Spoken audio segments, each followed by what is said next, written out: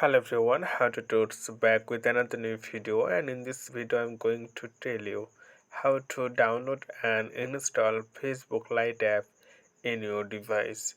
So you have to go Google Play Store, or if you use iPhone, then you can go App Store. So I'm going to click Google Play Store, and then you have to search here Facebook Lite app, and then enter. Then here we'll see it's the Facebook Lite app.